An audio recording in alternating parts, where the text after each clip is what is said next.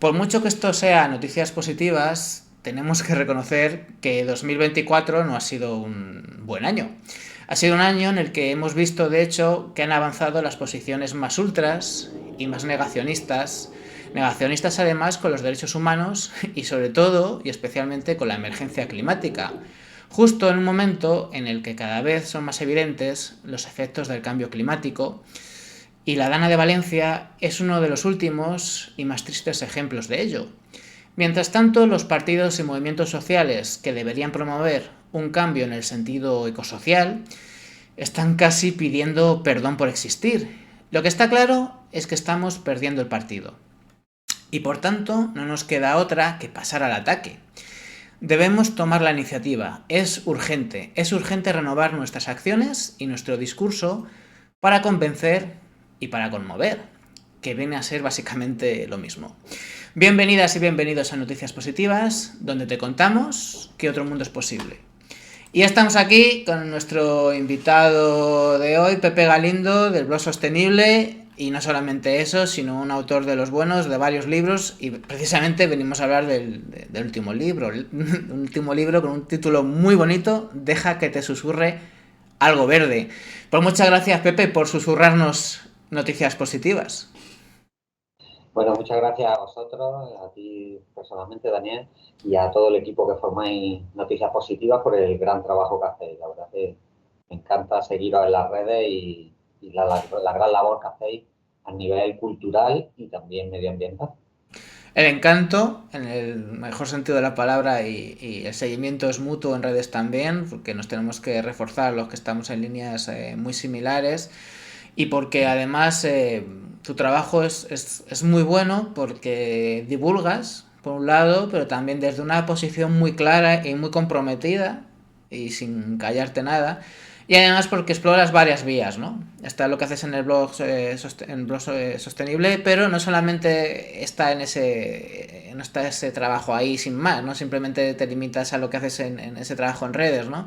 Sino que tu faceta como autor, como escritor, es muy importante. Y bueno, deja que te susurre algo verde, pues vuelves a insistir en una vía que es muy provechosa, con, bueno, otros 36 ecorrelatos, que me encanta. Ecorrelatos para, además, las dos cuestiones que tienen que unirse, ¿no? La reflexión y la actuación, ¿verdad? Porque son cuestiones fundamentales. Pensar para actuar, ¿verdad? Sí, efectivamente, la idea de estos relatos, bueno, es un poco quizás la segunda parte de un libro que ya salió hace tiempo, lo tengo por aquí, ¿no? Sería Relatos ecoanimalistas, ¿no? Uh -huh. Y la idea es un poco seguir en esa misma línea. Son dos libros totalmente distintos porque están formados por relatos cortos, ¿no? Y por lo tanto cada relato va de su tema y de su tono, ¿no? Entonces, bueno, yo creo que el objetivo global es un poco informar de ciertos temas, ¿no? Pero de una forma indirecta, ¿no? Que permita también al lector inmiscuirse en la historia, ¿no? Y de alguna forma conmover, ¿no? La palabra conmover, como te Uh -huh. comentaba fuera de micro antes, pues para mí me parece un poco grande, ¿no? Ese es mi objetivo, ¿no? Pero es como una utopía un poco inalcanzable, ¿no? Pero bueno, si consigo conmover, aunque sea un poquito, y sobre todo también informar y abrir un poco la curiosidad, ¿no? A la gente, ¿no? De ciertos temas que a lo mejor pues ni se lo había planteado, ¿no? Pues con eso yo realmente me daría muy por satisfecho, porque al fin y al cabo, hombre, soy un escritor, pero muy amateur, ¿no? Yo no soy profesional y tampoco quiero, digamos, aspirar a grandes cosas cuando sé que es muy complicado hablar de estos temas o conseguir que un libro de estos sea un bestseller o algo así, ¿no? Es realmente muy complicado. Pero bueno, lo vamos a intentar, ¿no? Al menos llegar donde buenamente se pueda llegar. Siempre es complicado hacer cosas cuando estamos a nadar a contracorriente. La vía del salmón, desde luego, es bastante complicada. Pero precisamente por ello es vital. Si el salmón no nada a contracorriente, pues no lo consigue. Directamente se extingue, ¿no? Totalmente, totalmente. Y esto es así. Muy bonito el título. Además, fíjate, yo que ahora sabes que estoy muy en la línea de cómo podemos contrarrestar los discursos negacionistas. Para mí el discurso ultra negacionista es un grito. Estamos en un lado intentando explicar, también por supuesto emocionar, es muy complicado, ¿no? Por un lado datos y por otro también ese intento de conmover a la gente en un tono correcto, y luego están los otros que gritan. Y el grito se escucha muy alto porque además tienen enormes altavoces, ya sabemos que jugamos en campo contrario también. Pero bueno, ellos Sí, sí. gritan y eso de deja que te susurre, el susurro, me gusta mucho porque está lleno de matices, ¿no?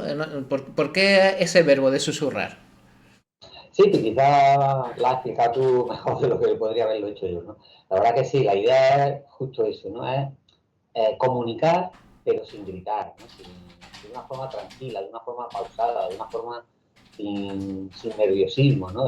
Cuando uno susurra, yo creo que transmite calma, ¿no? Todo lo alejado del grito y del nerviosismo, ¿no? Entonces, bueno, la idea es comunicar desde ese tono y, bueno, pues de una forma un poco tranquila llegar a donde buenamente se llegue. Si se llega lejos, por lejos, y si no, pues nada. Pero realmente para mí es muy importante el tono, ¿no? El Más que tono. también, no solo el mensaje, ¿no? Claro. Claro, de hecho es que el tono es siempre parte del mensaje, siempre es así, el fondo y la forma, sobre todo cuando hablamos de cualquier tipo de actividad artística, cultural, como queramos llamarlo, pues siempre es parte, ¿no? La forma y el fondo. Y luego también me gusta mucho la intención, es un libro con intención. Pone en la dedicatoria, bueno, pues que está dedicado el libro a todos los que cambian y hacen cambiar. Para mí eso es el activismo, ¿no? Es intentar esa transformación social, ¿no? Un poco también está claro que esa es tu idea. Sí, sí, sin duda. Vamos, cambiar y hacer cambiar. Cambiar a mí mismo, porque de alguna forma este libro me ha cambiado a mí, ¿no? Conforme lo iba escribiendo, ¿no? Y también con el objetivo, bueno, pues si a alguien le sirve, pues genial, ¿no? Y de hecho aprovecho para darle las gracias a la editorial, ¿no? Tebar Flores, porque no solo se ha limitado a editar el libro desde el principio con mucho interés, sino además, bueno, está dentro de una colección que acaba de sacar ahora mismo, que se llama Terra Libre, Aquí que la son libros... Mira, aquí la Sí, vamos a poner, ya que estamos, lo ah, teníamos vale, también preparado. Bueno, esta perfecto. es la editorial, Tebar Flores, tebarflores.com, Tebar con B, ¿vale? Y esta es la Sí. editorial, si quieres hablarnos de ella, de esta, bueno, perdón, de esta colección dentro de la editorial, quiero decir, Terra Libri, cuéntanos un poquito. Sí, bueno, pues es una colección de libros sobre ecologismo. Este que estamos aquí presentando, el de Deja que te susurra algo verde, es como una rara avis, porque en realidad son relatos de ficción, ¿no? Pero la colección tiene libros pues, de muchos temas, hablando de, por ejemplo, de actividades de educación ambiental, de sostenibilidad en general, de educación ecosocial, de empresas con valores, de hogar sostenible. Es decir, que es una colección muy variada de temas muy variados, principalmente de ensayo, ¿no? Y esta es sería un poco la excepción, que es más de ficción, pero todo relacionado con la sostenibilidad y el ecologismo, ¿no? Con un compromiso claro con el medio ambiente. De hecho, pues la tecnología de impresión que han empleado es Inkjet Digital, que usan tinta al agua, pigmentos ecológicos, que de alguna forma intenta la editorial reducir los residuos nocivos para el medio ambiente, que obviamente cualquier producción pues la tiene, ¿no? De hecho, hasta la cubierta de la portada pues está libre de plástico, ¿no? Y el papel, por supuesto, pues ecológico, libre de cloro y procedente de bosques gestionados con el CFC, el sello y la certificación de FSC.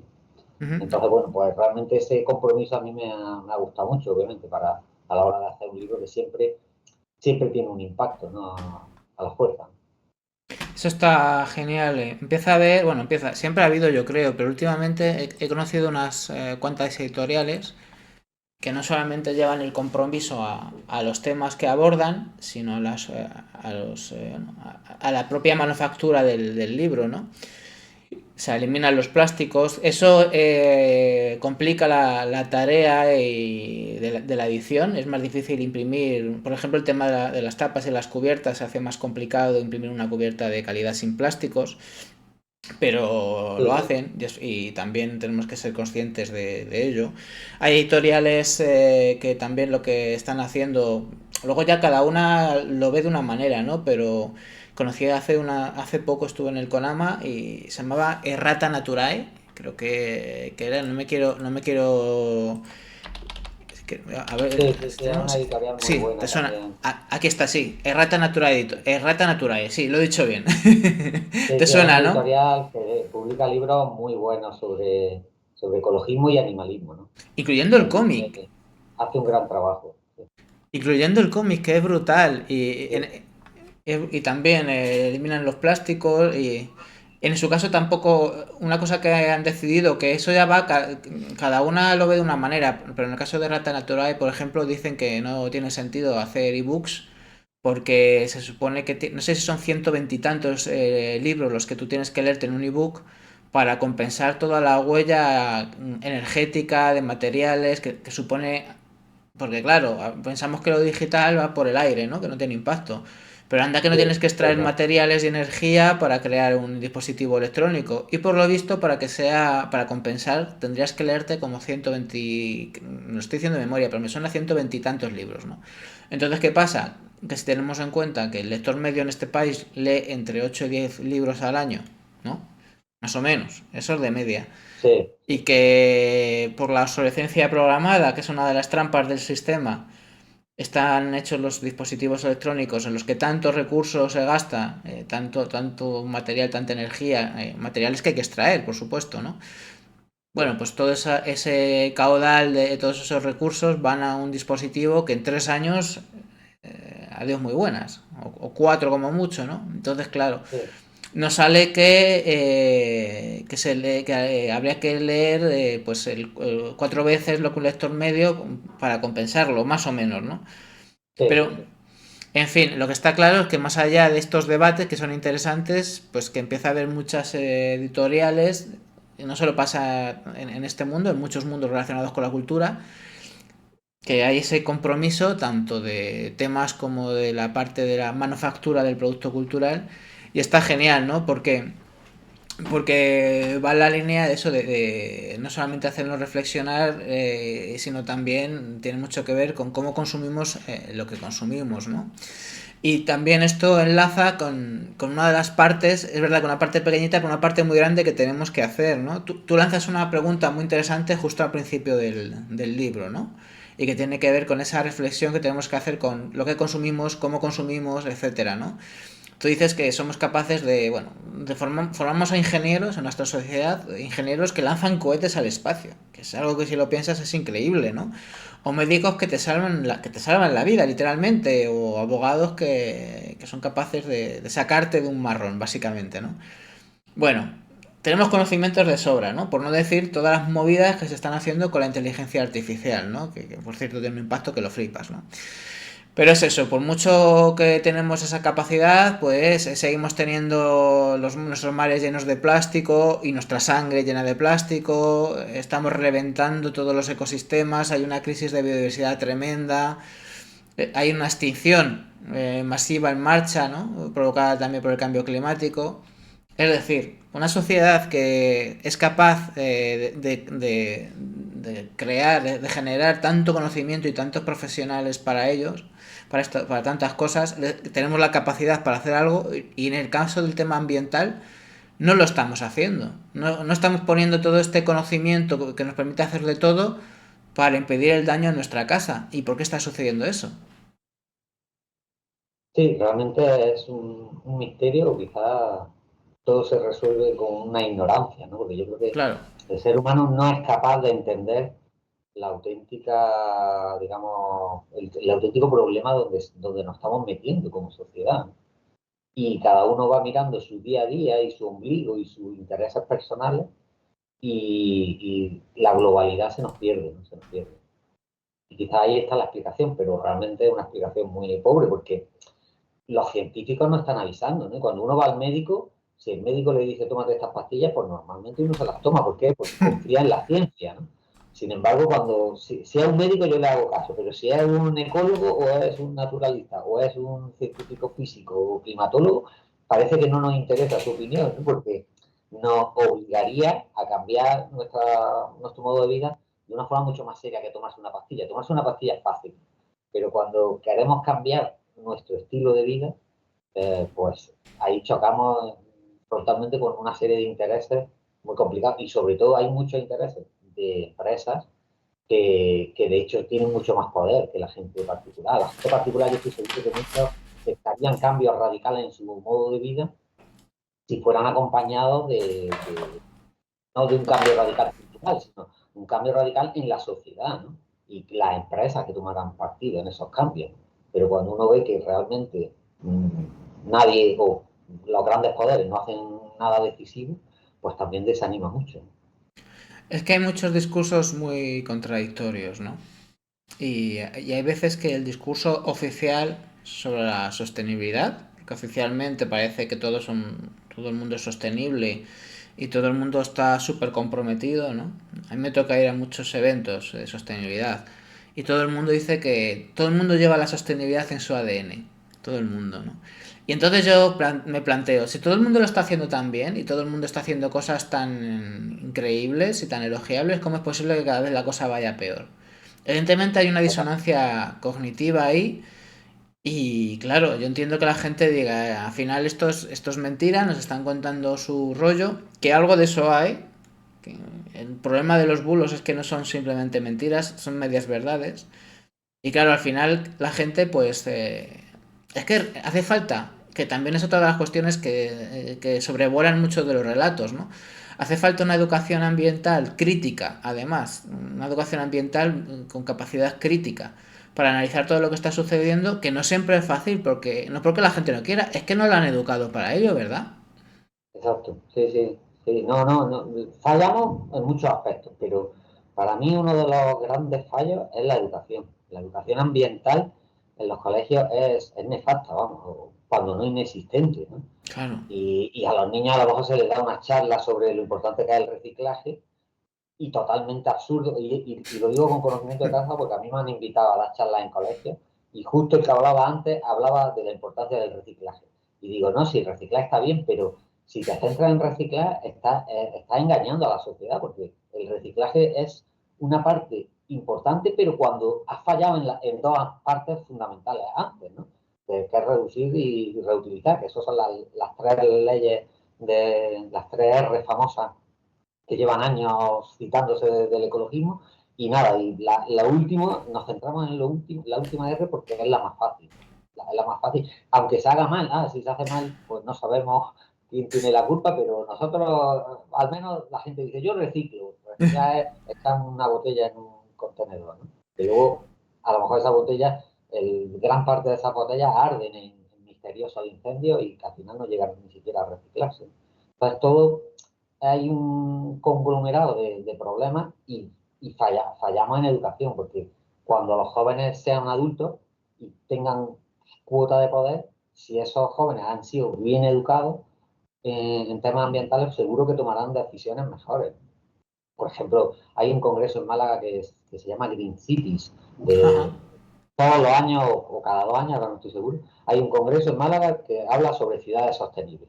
Va uno al congreso y dice, mira, aquí me van a hablar cómo hacer una ciudad sostenible. ¿Y quién está, digamos, patrocinando el congreso? Pues las grandes empresas contaminadoras, ¿no? Empresas de coches, Endesa, o sea, es decir, dice, bueno, ya eso pinta mal. Y luego va uno a las sesiones, todo el mundo con su botellita de agua de plástico, si va a pedirte un café en vaso de plástico, y bueno, esta gente no ha entendido nada de la sostenibilidad, porque si no es capaz de cambiar, si no somos, ya vamos a hablar como sociedad, si no somos capaces de evitar un vaso de plástico, que eso es fácil, ¿cómo vamos a ser capaces de hacer cosas mucho más complicadas como cambiar el sistema energético o cambiar el sistema de producción de ropa o de moda? ¿No? O sea, no hacemos lo fácil, con lo cual lo difícil se nos convierte en algo inalcanzable.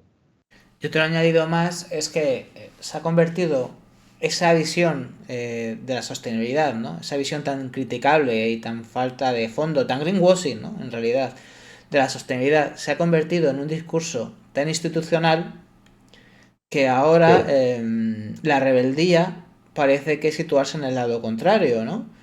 Y así ves a la gente que se piensa que esto de la sostenibilidad es, yo qué sé, es una, bueno, ahí entra todo el negacionismo, todo el conspiracionismo que quieras, Y pasamos al otro extremo, que no es ya que no se escucha la ciencia, ¿no? Es que estamos viendo, bueno, estamos viendo a científicos del clima, a meteorólogos, que me consta, ¿no? Porque tengo amigos y tal, a gente que está siendo amenazada, o sea, amenazada. Totalmente, sí, sí. Y esto es brutal, ¿no? O sea, es que yo alguna vez, últimamente lo digo mucho y la gente me mira como, "Oh, qué cenizo eres", pero yo me acuerdo que no hace, bueno, hace tiempo, porque sí, esto pasó hace siglos, pero hace siglos se quemaban la hoguera los científicos. No sé, quiero decir, no estoy diciendo que pueda volver a pasar mañana, pero sí que hay científicos del clima, como los de Rebelión Científica, que están pendientes de juicio que pueden ir a la cárcel. Y eso es así, ¿no? Sí, sí, sí, bueno, y afortunadamente en España, como tú dices, no se matan a los científicos, pero en otros países, Brasil, México, hay Efectivamente. cientos de ecologistas que han muerto, ¿no?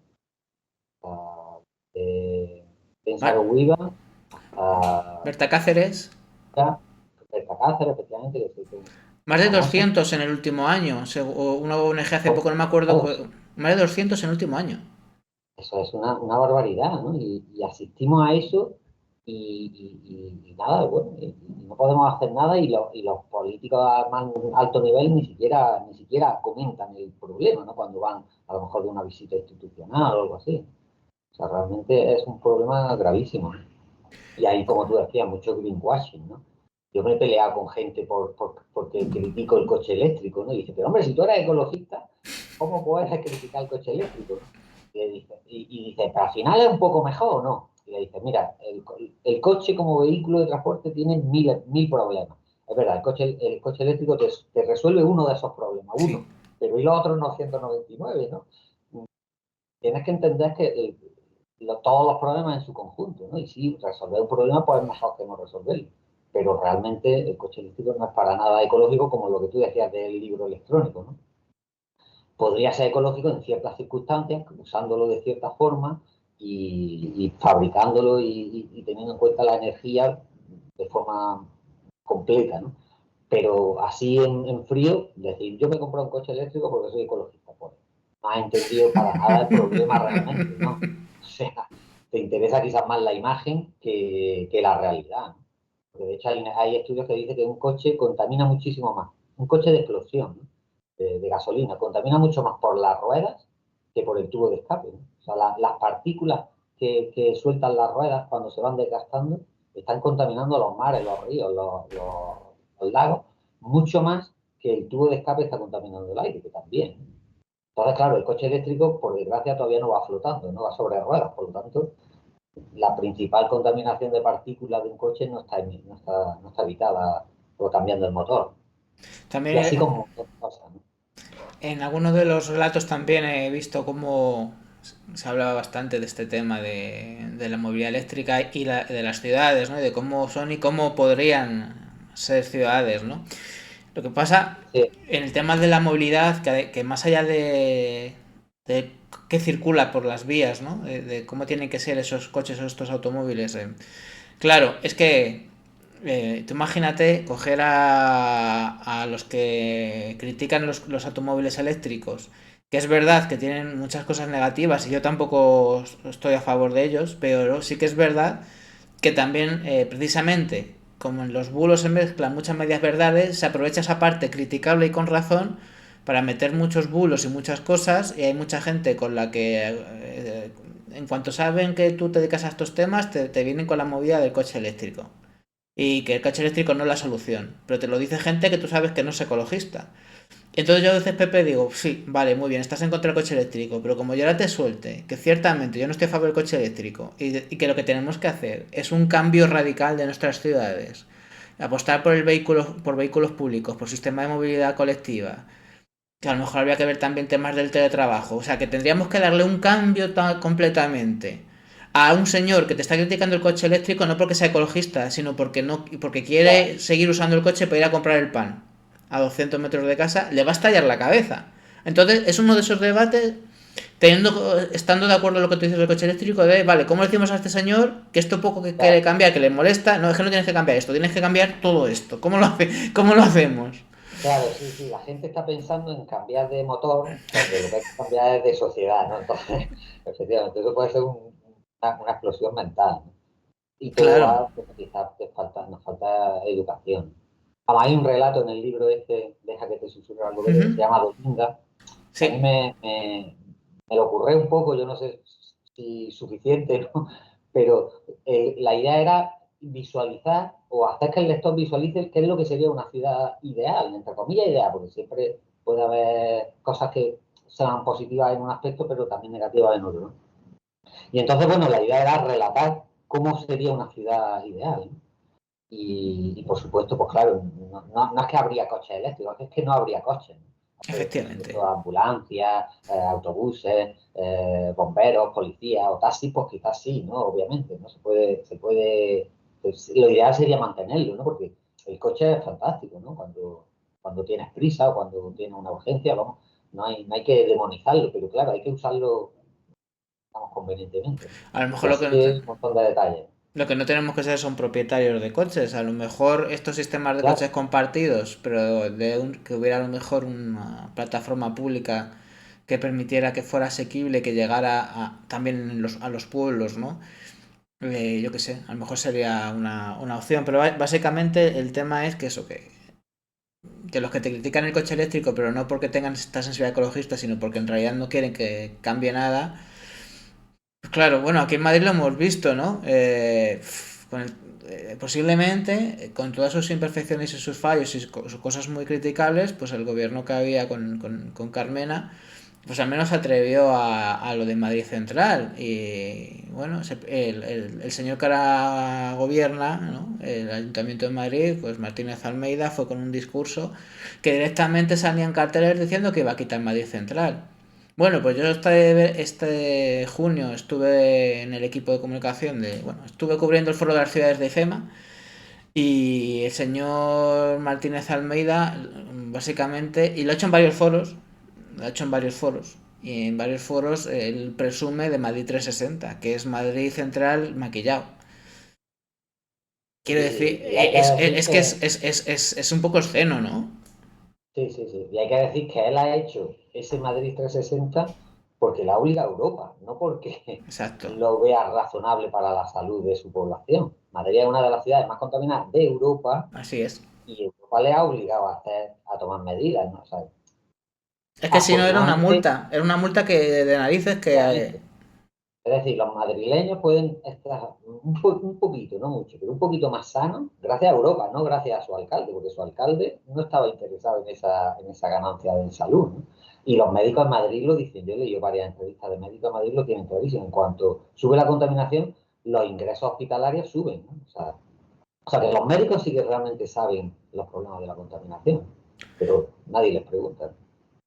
Nadie les pregunta y además al final en todo lo que tiene que ver política, porque esto es... Luego hay otra gente que a mí me hace mucha gracia, porque hay gente de plataformas por la movilidad sostenible que te dicen que no hay que politizar. Oiga, si la movilidad no es un asunto político, ¿cuál lo es? ¿Sabes? Ya. Por supuesto que hay La que pregunta es, politizar. ¿qué cosa no es un asunto político, ¿no? Desde luego la Y movilidad lo es. sí, todo, vamos, yo no sé si hay algo que no tenga nada de político, pero al Claro. final realmente la política se mete en todos los aspectos, ¿no? Siguiendo con tu ejemplo este de lo que hizo el antiguo gobierno en Madrid y el nuevo, el río, ¿no?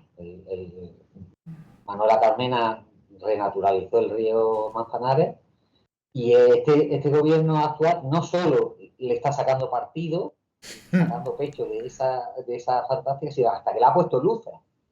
Con lo cual, le ha puesto luces para engrandecer una obra del equipo anterior, pero a la vez no se dan cuenta, porque fallamos en la educación ambiental, no se da cuenta que poner luces en un sitio donde hay pájaros, donde hay peces, donde hay naturaleza, pues las luces molestan a esa fauna, ¿no? Es decir, intenta engrandecer una obra, pero realmente desde un punto de vista muy humano y muy materialista, no desde un punto de vista natural. En el libro, de hecho, hay un relato que se llama La muerte del agua, ¿no? Que cuenta un poco cómo muchas veces los alcaldes, eh, para, digamos, como tratamiento para un río, dicen, vamos a limpiar el río, ¿no? Pero ellos cuando hablan de limpiar el río no hablan de limpiarlo de botellas, de plástico, de basura, no, hablan de limpiarlo de plantas. Y dice uno, pero vamos a ver si los ríos tienen que tener plantas en sus márgenes, ¿no? Eso es lo bueno, ¿no? De hecho, con la Dana también lo hemos visto, ¿no? Muchos alcaldes decían, es que esto ha pasado porque los ríos estaban sucios.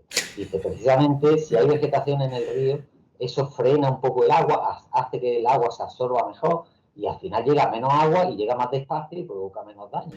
Ya, pero ¿qué pasa? Pero Que si convertimos a los ríos en tuberías, pues tenemos que contratar a gente que las contratas de las constructoras, y eso pues al final es pasta para nuestros colegas y exactamente. encima le vendemos a la gente el rollo de que un río, convertirlo en una tubería que baje el agua a chorro, que eso es mucho más seguro que los meandros, las llanuras de inundación, los recovecos que tienen todos los ríos. Que se lo quiera creer, que se lo crea. Claro, es que no podemos decir, no, es que esto vamos a aprovechar la desgracia para hacer negocio y le vamos a dar esta obra a una constructora que es colega porque tenemos que pagar los... Es que eso no se puede decir, ¿verdad? Sí, sí, sí, efectivamente, dejar el río natural no genera tanto gasto, ¿no? Efectivamente. A la economía es buenísimo destrozar un río y convertirlo en un canal y que haya que limpiarlo y que haya que poner luces y nada, todo eso es fantástico para la economía, pero en el fondo estamos destrozando nuestra casa y gastando dinero en nuestra propia sepultura, ¿no sabes? Todo un Y despropósito. a mí me encantaría, ya sé que no solo pasa en Madrid, pero me encantaría que en mi ciudad las luces no estuvieran en los ríos, sino en quien toma decisiones. Estaría genial, ahí sí que harían falta luces, ¿no? Sí, sí, Estaría, sí, total. estaría genial también que se dejara la motosierra en casa, por ejemplo, porque también se está liando mucho con las talas de árboles indiscriminadas en Madrid. Y bueno, con muchas cosas que ya sabemos que no solamente pasa en Madrid, también pasa en Málaga. Ambas ciudades también tienen en común el tema del turismo desaforado, que también es otro de los temas que tú tratas en el libro, ¿no? Y bueno, que es que, o bueno, o como el artículo que hablabas de Dolinga, al final estamos hablando de los lugares en los que en los que vivimos y que podrían ser de otra manera y que además es que estamos hablando de cuestiones que no simplemente son aspiracionales, o sea, que es que podríamos, de verdad, podríamos vivir en sitios quizá no perfectos, ¿vale? Ni en su modelo, ni en su organización, ni en su... No solo cómo se diseña, sino las actividades económicas, todo lo que supone una ciudad, nunca va a ser perfecto, pero se podría hacer mucho mejor que como lo estamos haciendo. En el tema del turismo, cuando tú lo tratas en el libro, simplemente pagando bien a las Kellys y pagando bien a la gente, luego ya nos metemos en otras cuestiones, ¿no? Pero estaría bien que esa gallina de los huevos de oro al menos alimentara a la gente de la población local, ¿no? Sí, sí, sí, efectivamente. Hay un relato en el libro, como dices, relacionado con el turismo que recoge algunos de los problemas que tiene el turismo. Y uno de ellos es eso, ¿no? Que en el fondo la población local no recibe las ventajas, ¿no? El dinero de los grandes centros turísticos vuela afuera, ¿no? Y vuela a paraísos fiscales muchas veces o a grandes corporaciones hoteleras que están lejos de la ciudad o del país que genera el turismo, ¿no? Y la población pues apenas recibe migajas y encima algunos dicen, hombre, encima les da trabajo, ¿no? Les da trabajo de mala calidad y infravalorado y de alguna forma le impide que esa gente pueda disfrutar del turismo de su propia localidad, ¿no? Y los El turismo parece que alquileres, está generado solo para la gente de fuera, ¿no? y los alquileres mientras tanto, ¿qué pasa? Efectivamente. Sí, sí, bueno, en Málaga hemos tenido ya, creo que este año ha habido dos manifestaciones contra el alcalde por su política de expulsar a la gente de la ciudad, ¿no? Y hay varios barrios que la gente no tiene dinero para poder comprarse una vivienda y el alcalde va a construir chalets de lujo, ¿no? Donde dice, vamos a ver, si aquí haría falta como mínimo, en algunos barrios 200 o 300 a lo mejor edificios dedicados a viviendas para gente normal, no digo viviendas sociales. Si la gente no quiere que le regalen una vivienda, pero a un precio razonable, ¿no? Pero de alguna forma están expulsando a la gente de la ciudad. Y el alcalde mismo en unas declaraciones dijo, hombre, es que no todo el mundo puede vivir en el centro, que no pueda porque se vaya a los pueblos, ¿no? O sea, directamente justificando, lo cual es lógico, obviamente, no todo el mundo puede vivir y haya sitios más caros que otros, y nadie está diciendo que vivir en el centro tiene que ser súper barato, pero sí que tiene que ser asequible vivir en tu barrio de toda la vida, donde la gente se ha criado, ¿no? Y no que se tenga que ir a Cártama o a Torrox, como hay gente que se va, ¿no? Porque vivir en Málaga se está haciendo imposible. Ahora, eso sí, los turistas tienen manga ancha para hacer lo que quieran, incluso ensuciar o destrozar la ciudad en muchos casos, ¿no? Y luego otras cuestiones derivadas de esto, que por supuesto la población local es no solamente es quien lo paga en el día a día, quien tiene trabajo precario, quien no puede acceder a una vivienda, quien es expulsada de su ciudad, porque no es que no quieran vivir en el centro, es que son expulsados de su ciudad, pero luego, claro, esto que pasa en toda España, pasa en Málaga, pasa en Madrid, pasa en Valencia, ¿no?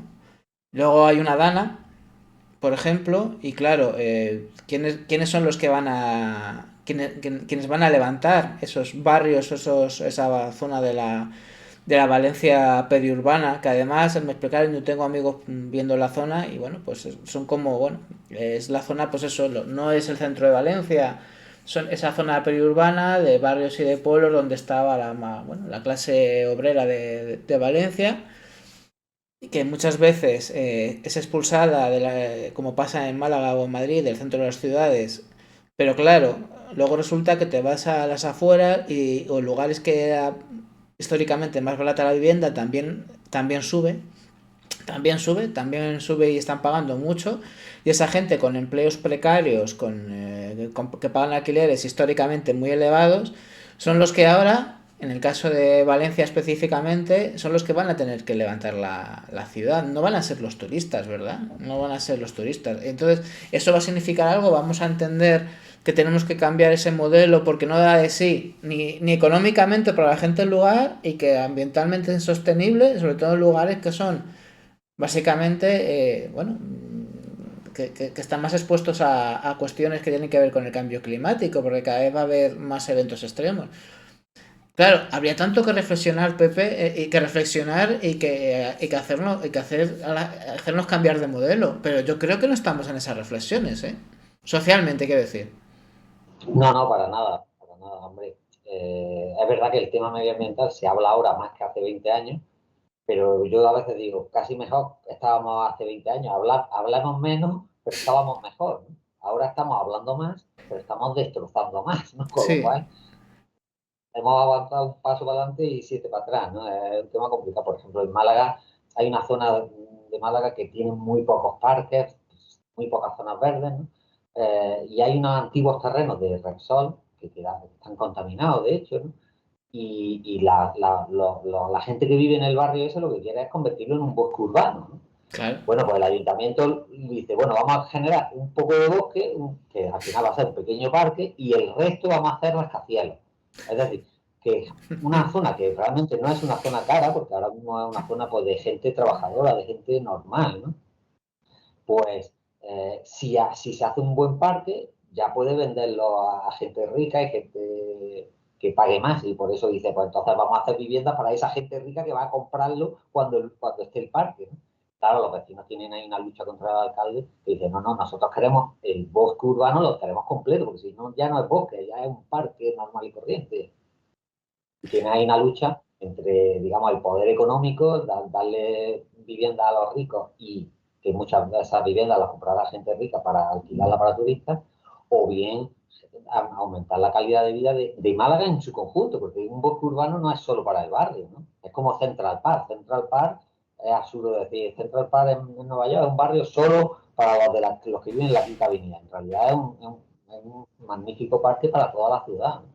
Y engrandecería la ciudad y bajaría la temperatura, generaría mucha mayor calidad de vida, menos ingresos hospitalarios, etcétera, etcétera, ¿no? Todo lo que conlleva favorecer la naturaleza, pero el alcalde está en otro nivel, ¿no?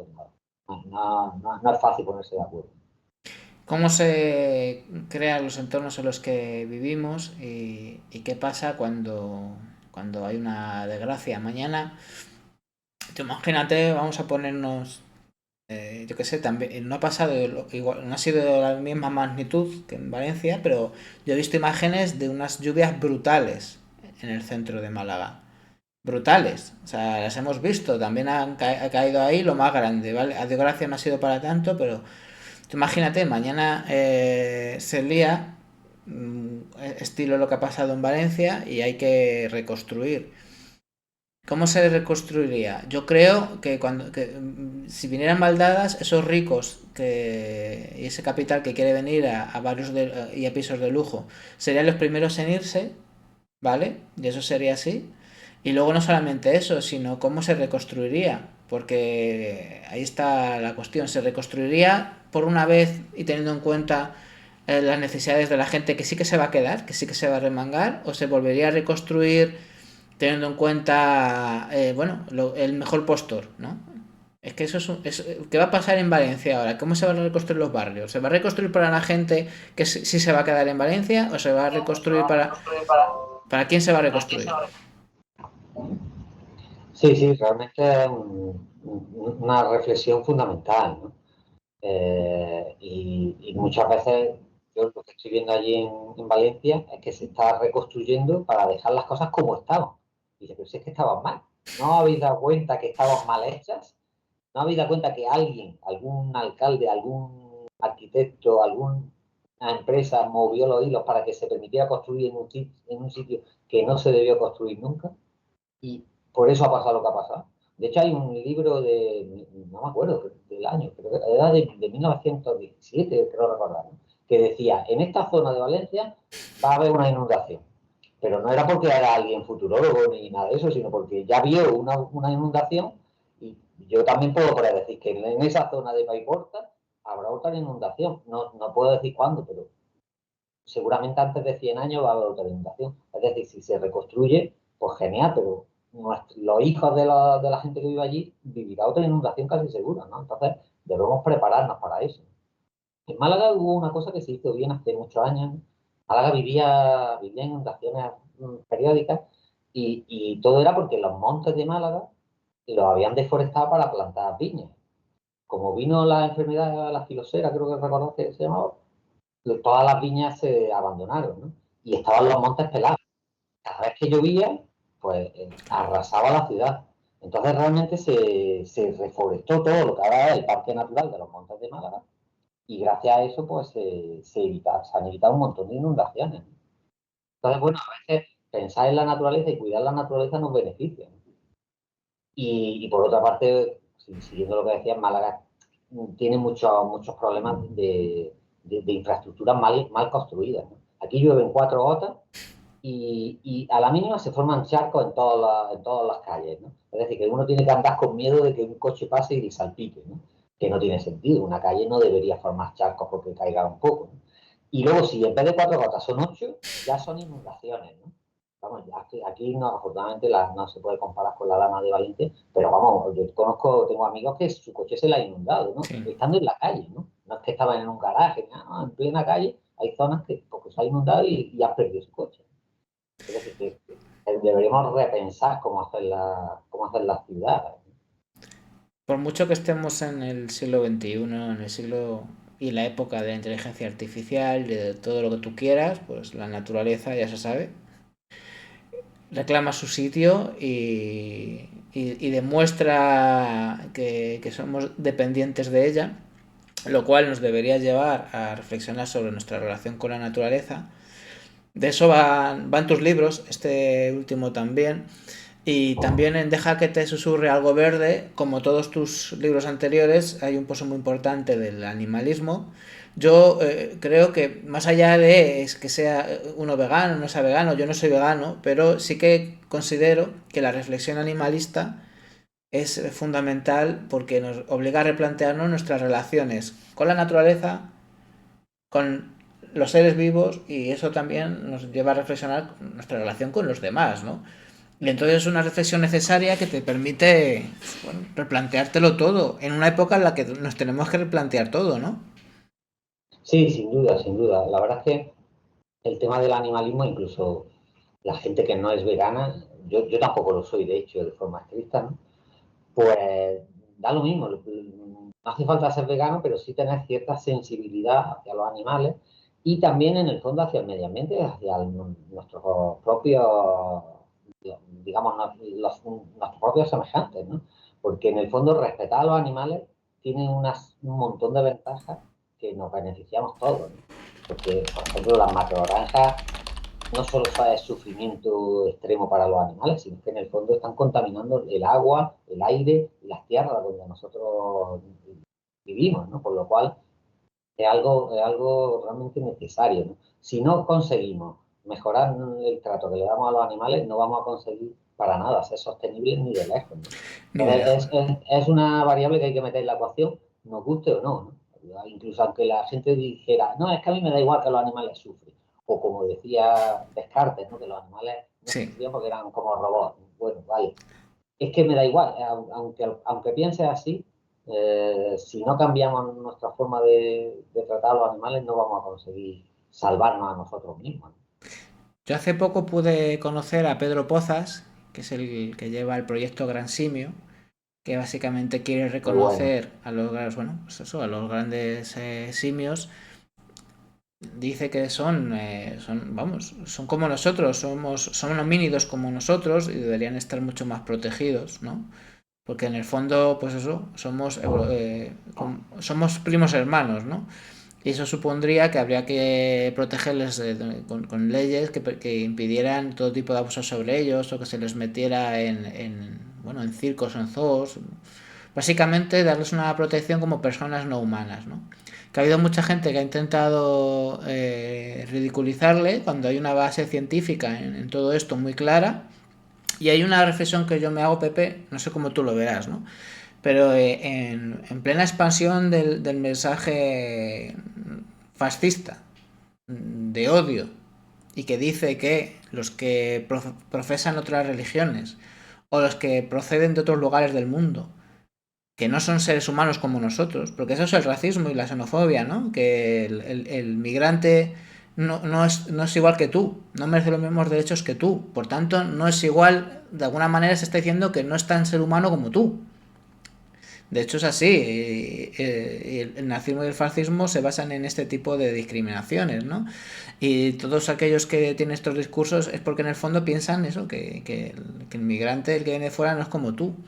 En cambio, fíjate, este proyecto Gran Simio lo que nos está diciendo es que muchas especies de primates se parecen tanto a nosotros, a lo mejor no te hace una raíz cuadrada, pero tienen exactamente la misma forma de sentir que nosotros. Entonces, eso significa que tendríamos que considerarles como personas no humanas. Es decir, lo que te quiero decir, hay gente que considera que unos no son unos seres humanos, unos Homo sapiens, no son iguales que nosotros, y hay otra gente que dice, no, es que todos los Homo sapiens somos iguales y es más, tenemos que ampliar nuestra familia e incluir a otras personas no humanas. Unos quieren que excluyamos a seres humanos y otros dicen que somos seres, bueno, somos homínidos y somos iguales que otros que no son exactamente humanos, pero que son exactamente, que tenemos que considerarles exactamente igual. El cambio de chip entre una y otra percepción, en un momento en el que hay gente que quiere que expandamos el odio, que quiere que odiemos a los demás, joder, hablando en plata, es cambiar completamente la perspectiva, ¿no? En un momento que es muy necesario, ¿no? Sí, sí, totalmente, totalmente. La verdad es que, bueno, cuando decías lo de la raíz cuadrada, yo me sonreí por dentro porque digo, yo tampoco sería capaz de hacer una raíz cuadrada. Supongo que un orangután tampoco, pero yo tampoco, ¿no? O sea que no podemos valorar a los demás si saben hacer raíces cuadradas o si saben, Totalmente. digamos, ver el mundo como nosotros, si saben hablar, porque hablar depende del idioma. Yo no sé hablar chino ni ruso, ¿no? Si los chinos valoraran la capacidad de hablar mía, saldría bastante mal parado, ¿no? Es decir, que de alguna forma tenemos que tener una visión muy amplia y, por supuesto, ¿no? Los orangutanes, chimpancés, bonobos y gorilas son tan cercanos al humano ya desde un punto de vista netamente genético, o sea, algo totalmente objetivo, ¿no? Que no puedes decir, bueno, es que las raíces cuadradas, no, es que es algo científico, ¿no? Sí. Entonces, es algo de alguna forma indiscutible, ¿no? Y luego cualquiera que haya leído un poco sobre eso, pues sabe que perfectamente tienen sentimientos, son capaces de llorar, son capaces de amar, son capaces de cuidar a sus crías probablemente mejor que muchos humanos, y sin probablemente. O sea que de alguna forma no podemos quitarle unos derechos que a nosotros nos atribuimos a nosotros mismos, ¿no? Pero claro, el problema, como tú de hecho apuntabas, ¿no? Si es que nosotros mismos les quitamos derechos a algunos de nuestros semejantes, o incluso no solo por raza o por religión, sino también por género, ¿no? Hay gente que piensa que si eres mujer o si te sientes mujer ya debes ser menos, porque deberías sentirte como ellos quieren que te sientan, ¿no? Es decir, estamos viviendo unos momentos en los que, de alguna forma, algunos derechos de los que hemos conseguido los vamos a perder o podremos, corremos el riesgo de perderlos, ¿no? Pues entonces, hablar de darle derechos a ciertos animales es realmente algo totalmente disruptivo, ¿no?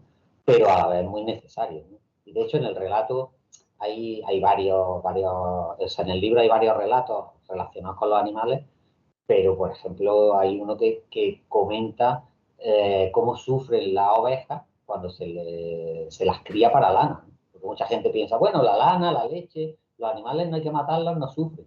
Bueno, no sufren, depende del sistema de producción que se emplee, ¿no? Y a veces sí sufren, ¿no? Y a veces son muy explotados y se violan sus derechos más fundamentales, como el derecho a no sufrir o el derecho a existir, y de alguna forma mucha gente ni lo sabe, ¿no?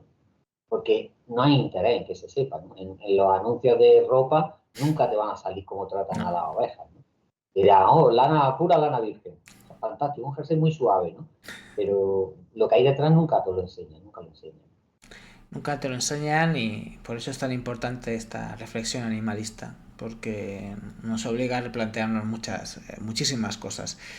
Ya estamos terminando la entrevista, que se me ha hecho muy corta, que llevamos casi una hora y se me ha hecho cortísima, pero sí que quería, porque has hablado de muchos relatos, no podemos leerlos todos, pero sí que me gustaría que el autor leyera algún relato, que nos dejara ese regalo sonoro y también visual, aunque lo importante aquí, lo interesante es escuchar en palabra del autor pues este relato, sería un gran regalo si quieres. Bueno, pues sí, muchas gracias. No sabría cuál elegir, ¿no?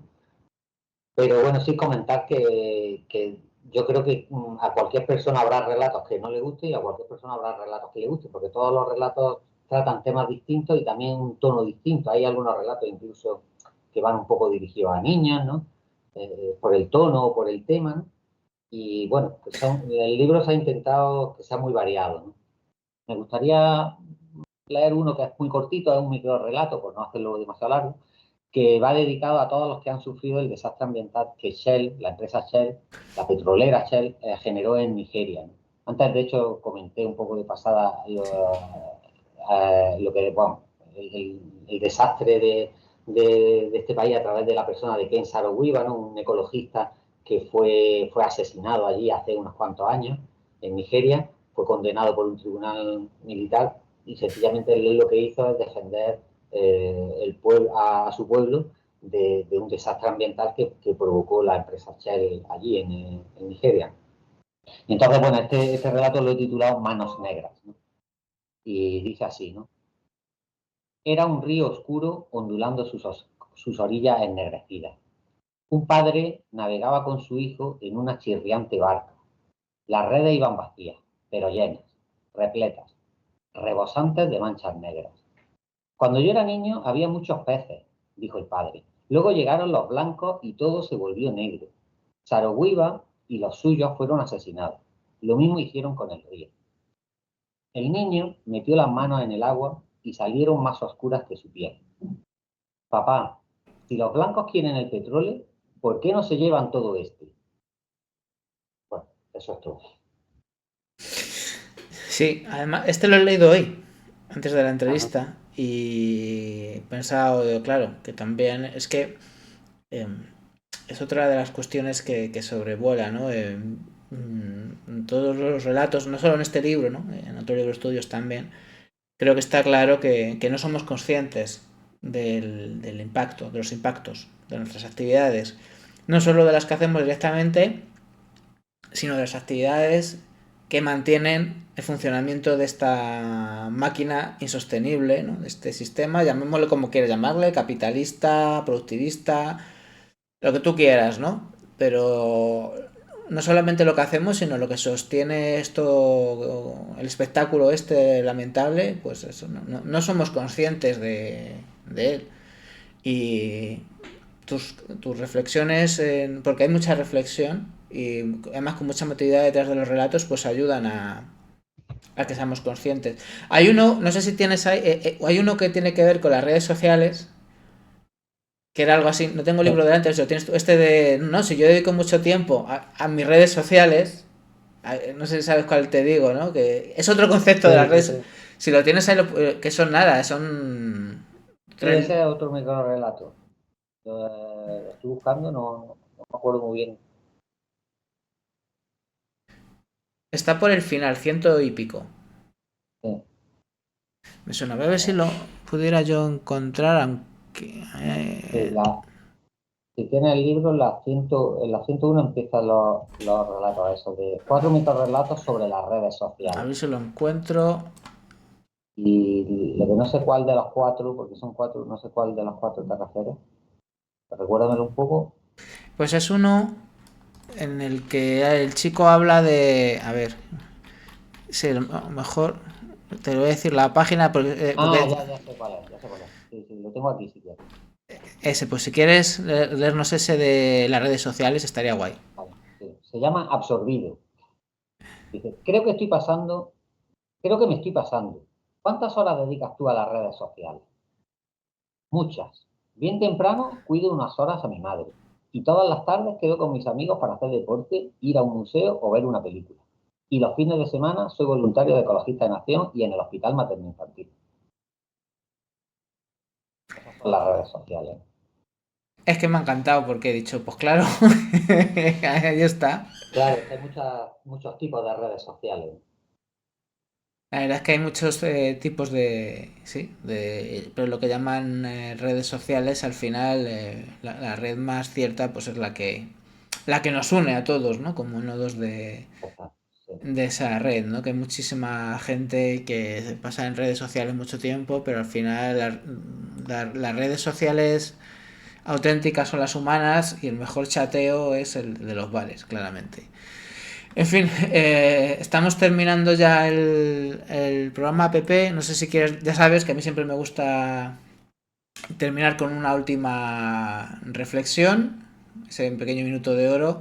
La verdad es que hemos estado casi una hora, pero podríamos haber estado otra hora más sin problemas, porque hay muchísimas enseñanzas en tus libros, no sé, pues de todo lo que hay que decir, lo que tú quieras, el mensaje que tú quieras dejar. no, nada, darte las gracias de nuevo por el trabajo que hacéis y bueno, me gusta escucharte porque digo, bueno, justo lo que yo pretendí con el libro es justo lo que estás diciendo, ¿no? Si lo he conseguido o no, bueno, pues lo jugarán los lectores, ¿no? Pero bueno, sí que es verdad que al menos espero que pueda incitar un poco a la reflexión y también a la curiosidad, ¿no? Porque a lo mejor se tratan ciertos temas como el de la lana o como el de Nigeria, a lo mejor son problemas que la gente no conocía, ¿no? Y decía, bueno, si esto es así, pues voy a buscar más información, ¿no? Y la curiosidad a veces nos puede hacer aprender mucho, ¿no? Que es de hecho lo que de alguna forma me pasa a mí, ¿no? Cuando tengo curiosidad sobre algo, investigo y luego ya a veces sale un relato, a veces un artículo para blog sostenible o lo que sea, ¿no? Y ya está, y sencillamente, bueno, invitar a la gente a que visite no solo blog sostenible, sino también un blog que cree de relatos, hay más de 200 relatos ahí ya, y de alguna forma esa es un poco la semilla de este libro, ¿no? El blog este se llama Historias Incontables. Este es Blog Sostenible, que lo acabo de poner, blogsostenible.wordpress.com y seguro que desde aquí se puede acceder, ¿no? Al blog. No sé si estás viendo Sí, dónde sí, tiene que estoy. haber algún enlace por ahí seguro, ¿no? Historiasincontables.wordpress.com, ¿no? Y es un blog de relatos genéricos, pero claro, Un como momentito. el escritor es bastante sensible a temas medioambientales, pues los temas medioambientales o ecoanimalistas en general, pues se tratan bastante, ¿no? Ah, Pero bueno, historias incontables. Perdón, es también este, hay, ¿verdad? sí, también hay recopilaciones de cine, ¿no? De películas medioambientales he recopilado más de 100, ¿no? Y también, bueno, de películas feministas, de películas basadas en hechos reales. En fin, hay varias listas de cine que a mí me ha gustado mucho, porque, como decíamos al principio, ¿no? La cultura pues influye mucho en la sociedad y por lo tanto debemos potenciarla, ¿no? Y por supuesto el cine es parte de la cultura. Aquí Así que está, que bueno, lo vean pues espero bien. que también sirva el cine como motor del cambio necesario. A veces lo es. De hecho, hay algunas pelis que se están haciendo que la verdad que son muy interesantes. Y sí, se están haciendo muchos relatos culturales, músicas, películas, libros. Que bueno, que existe ese trabajo y ojalá sirva para todo suma, ¿no? Todo aporta su granito de arena. Y al final, pues lleguemos a quien lleguemos, también hay una cuestión que tiene que ver con lo personal, ¿no? Que uno no podría no hacer lo que hace. Entonces, bueno, pues eso está ahí y siempre va a estar ahí. Pues muchas gracias, Pepe. Y desde luego, lo que a mí respecta, sí que has conseguido los objetivos con tu libro, con este libro, que lo vamos a poner otra vez aquí. Deja que te susurre algo verde, que es dentro de la editorial Tebar Flores. Y además, como parte de una colección muy bonita de Terra Libri, con este enfoque ecosocial. Y bueno, pues enhorabuena porque todo acto de creación es un motivo para celebrar. Y muchísimas gracias por el libro y por lo que haces, Pepe. Y ya que estamos, felices fiestas y feliz año también. Eso igualmente para ti también y para todos los oyentes. Y nada, gracias y felicidades por todo tu trabajo, Daniel, que es fantástico, de verdad. Muchas gracias, estamos en Venga, un contacto. abrazo. Un abrazo. Hasta luego. Hasta luego. Ya estamos terminando el programa de hoy, que no será el último del año porque todavía nos queda una pequeña sección de nuestro ecomensajero, de Pedro Burruezo, que también creo, seguramente la subamos mañana esa, pero vamos, que ya estamos terminando el año. Como os digo, no ha sido un año sencillo, no ha sido un año fácil. Somos noticias positivas, pero no somos ingenuos. Pero lo que está claro, que vengan mal o ya pueden venir bien o mal dadas, da igual. Vamos a seguir aquí porque primero resistimos y desde la resistencia intentamos construir porque sabemos, y esto es así, que otro mundo es posible y vamos a hacer todo lo posible para al menos acercarnos. Espero que te haya gustado el programa y nada, en breve nos veremos porque ya os digo que voy a subir otro vídeo esta semana y mientras tanto, hasta que nos volvamos a encontrar, que la vida te llene de noticias positivas todo el rato. Chao.